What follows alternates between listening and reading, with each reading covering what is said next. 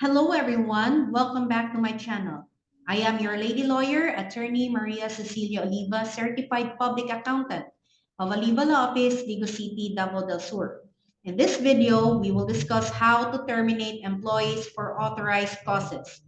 This video or topic is applicable to all kinds of employees regardless of their status, whether they are regular, casual, probationary, etc. If you have not yet watched my previous video on how to terminate employees for just causes, I highly suggest that you pause this video and you watch that video first. Now, is there any difference between the two kinds of termination? I can give you at least two. When an employee is dismissed for authorized causes, the employee is not at fault. It is just that the employer has made an economic decision so that its consequence is the termination of the affected employees. But when an employee is terminated for just cause, the employee is no one at fault. Now, to refresh your mind, an example of a just cause is serious misconduct. Another example is gross and habitual neglect of duty.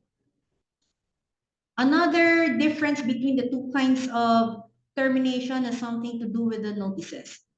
When we were discussing just cause, we talked about the two notice rule. What is this two notice rule? It means that the employee or the employer is required to send out two notices. The first notice apprises the employee of the particular acts or omissions for which his dismissal is sought, while the second notice informs the employee of the employer's decision to dismiss him. The employer is also required to afford the employee the opportunity to be heard, which does not have to be an actual hearing. So it is sufficient or enough that the employer has given the employee a chance to defend himself or herself in writing, like through a letter. When terminating an employee for authorized causes, yes, there are due process requirements, but it's not the same as the two notice rule as previously discussed. Still, a written notice is important.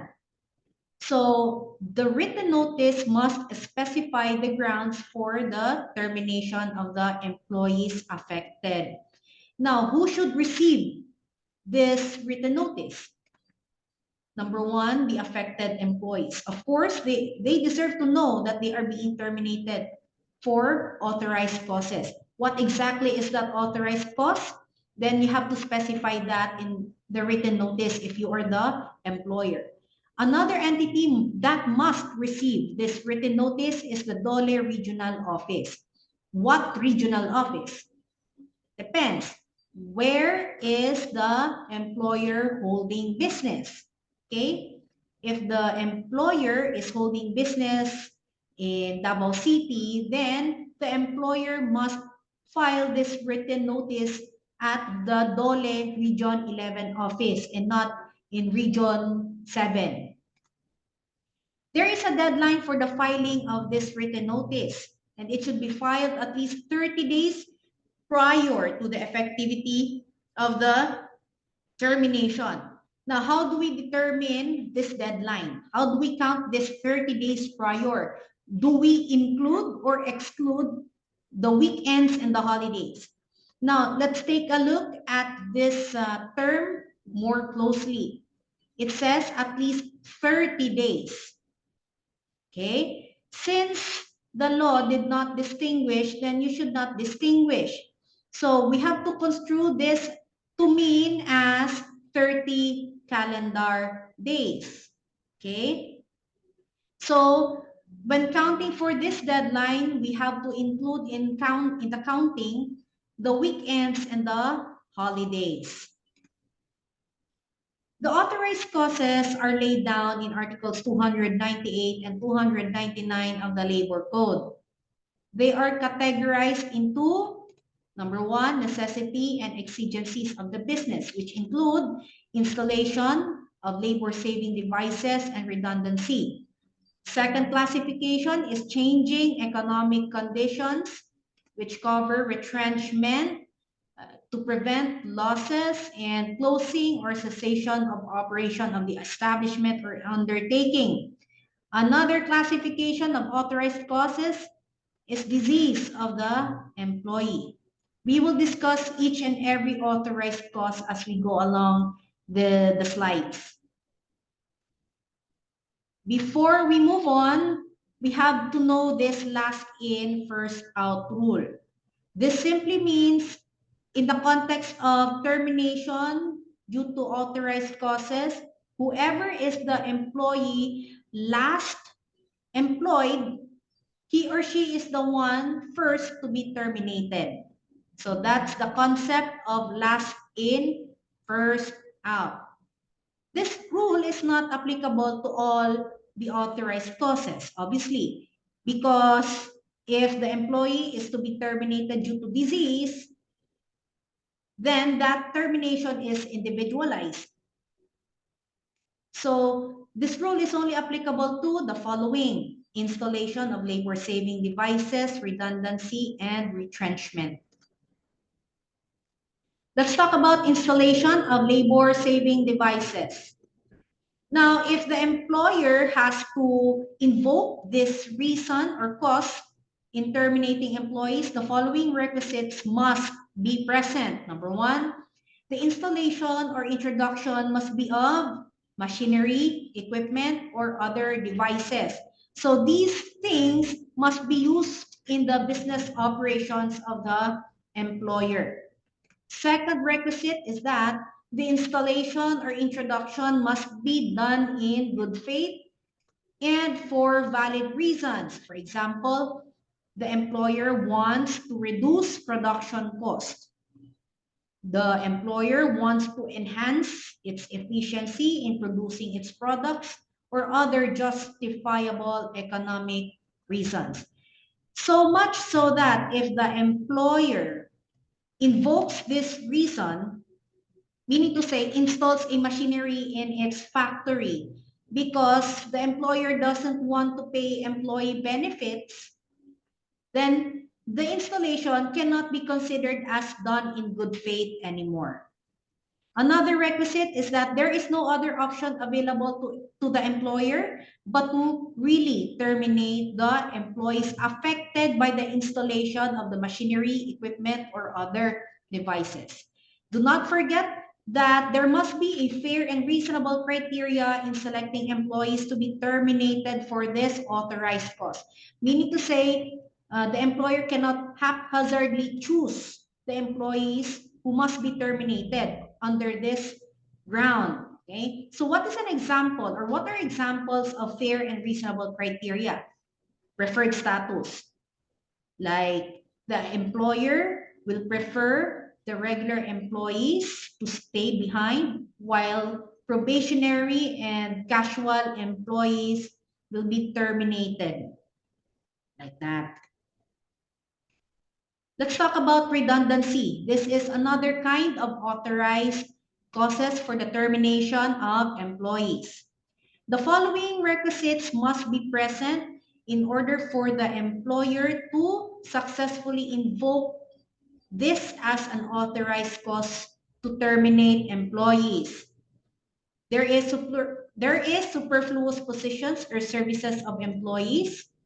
Second requisite, the positions or services are in excess of what is reasonably demanded by the actual requirements of the enterprise to operate in an economical and efficient manner. The abolishment of the redundant positions is done in good faith. Again, we cannot say that there is redundancy just because we don't want to pay employee benefits that the employee affected has already earned. There must be fair and reasonable criteria in selecting employees to be terminated. So we were able to discuss this earlier. There must be adequate proof of redundancy. So you will notice that when invoking redundancy, it's not sufficient for the employer to say, this position has already become redundant. the employer must prove that fact of redundancy. So what are examples of proof of redundancy? The employer can present new staffing pattern or feasibility studies or the job description. Okay? And of course, this new job description compared to the old job description must be approved by management. Okay? If any of these requisites is not present, then there is no authorized clause to terminate the employees. In Soriano Jr. versus NLRC, the Supreme Court said that redundancy exists when the service capability of the workforce is in excess of what is reasonably needed to meet the demands of the business enterprise. A position is redundant where it had become superfluous. Superfluity of a position or positions may be the outcome of a number of factors such as overhiring of workers, decrease in volume of business, or dropping a particular product line or service activity previously manufactured or undertaken by the enterprise. Now, these factors are not exclusive, meaning to say if the employer has determined the existence of redundancy, but it's not among the factors mentioned in Soriano Jr. versus NLRC case, then again, go back to the previous discussion on the requirements. You have to prove that there exists redundancy. Retrenchment or downsizing. These are the requisites before this clause can be invoked by the employer. The retrenchment or downsizing is reasonably necessary and is likely to prevent business losses. Second requirement, the losses must be substantial, serious, actual, and real.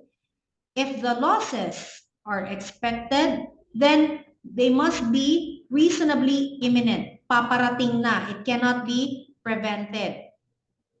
The expected or actual losses must be proved by sufficient and convincing evidence. If the losses are actual, then the employer must be prepared to present the audited financial statements, let's say for the last 5 years.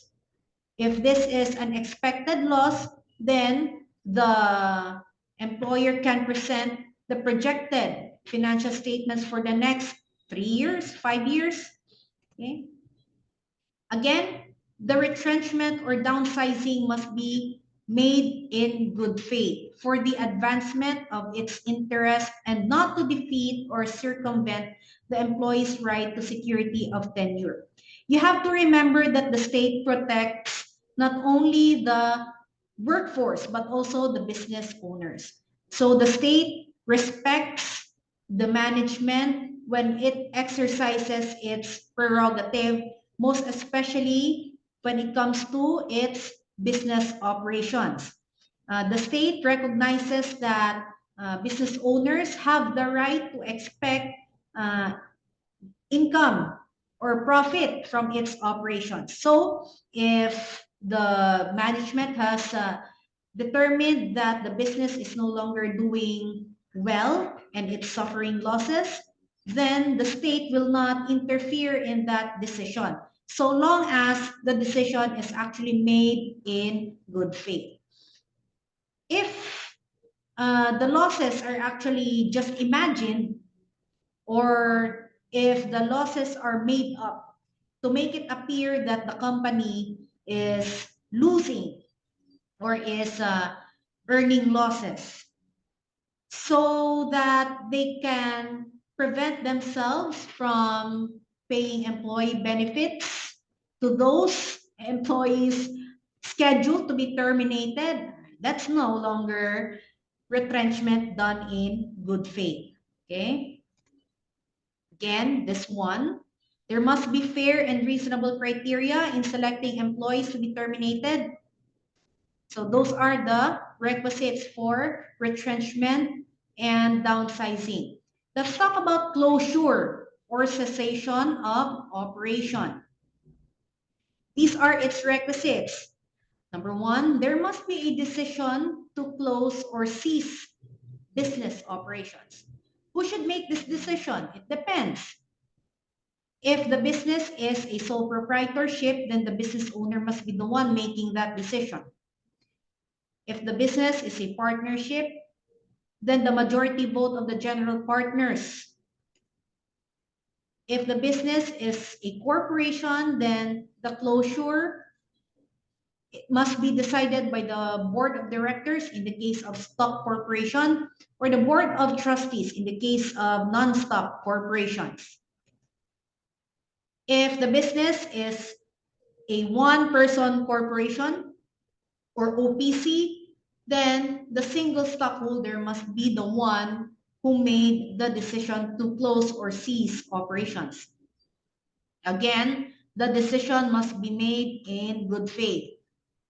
And there is no other option available to the employer but really to close or cease operations. There are two kinds of closure or cessation of operation. The first kind is closure or cessation due to severe losses and closure or cessation not due to severe losses. There is a need for us to determine whether or not the closure is due to severe losses or not due to severe losses because we will be asking ourselves, do we have to pay or not pay separation pay? In Cheniver versus NLRC, the court described a transfer of a factory in one place as closure not due to serious business losses. So again, since this is a closure not due to serious business losses, then the employees who were terminated are entitled to separation pay. We will summarize everything later as regards, the separation pay. Disease. These are the requisites for terminating an employee due to disease. So the employee must be suffering from any disease. Second requisite, the employee's continued employment is prohibited by law or is prejudicial to his or her health, as well as to the health of his or her co-employees.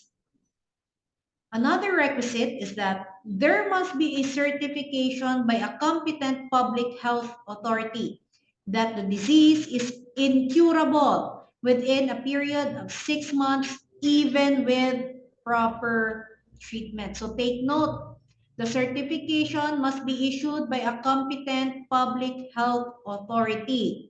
So it is not sufficient that the certification is issued by the company physician. Okay?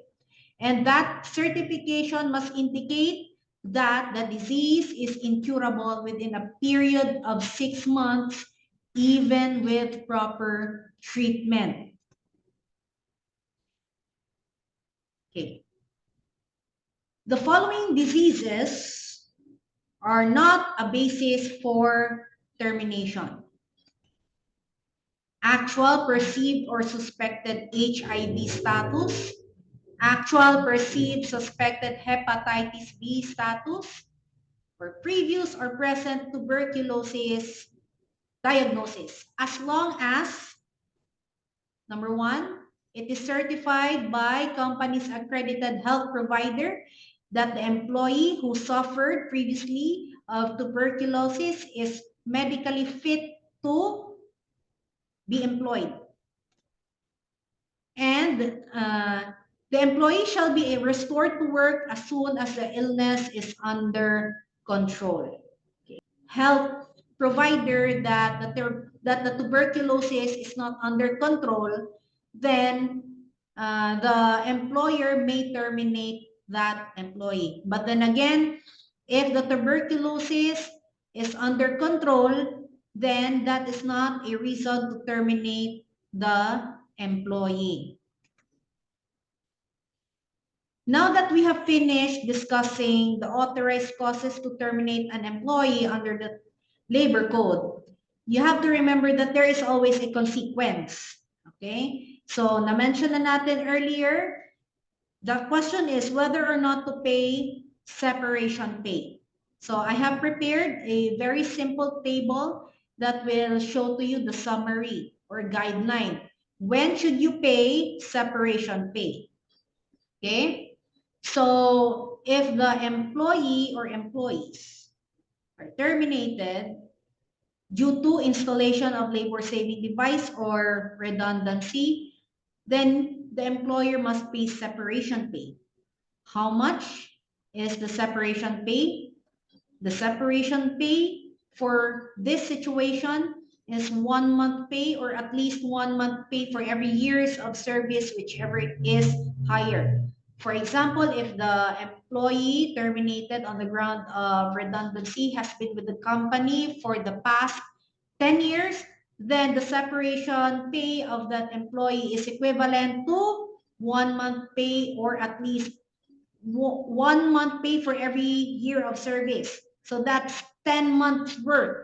Okay, so obviously 10 months worth of salary is greater than the 1 month pay. Therefore, the employer is required to pay this employee 10 months worth of salary as a form of separation pay. If the employee or employees were terminated due to retrenchment, closure, or cessation of business operation, not due to serious losses or disease, then the employer must pay that employee separation pay equivalent to 1 month pay or at least 1/2 month pay for every year of service, whichever is higher. So, as an example, if the employee was in the service for the past 10 years, so to determine the separation pay, find out how much is the 1 month pay. Okay? And what is 1/2 month pay?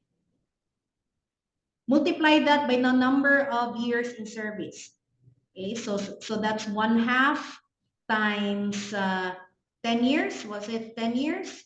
So you will get 5 or employees were terminated due to closure or cessation of business operation due to serious losses, then separation pay is not required. Obviously, because the company has already suffered enough losses. Therefore, wag na nating i-bankrupt palalo. Okay? So this ends my discussion on how to terminate employees for authorized causes.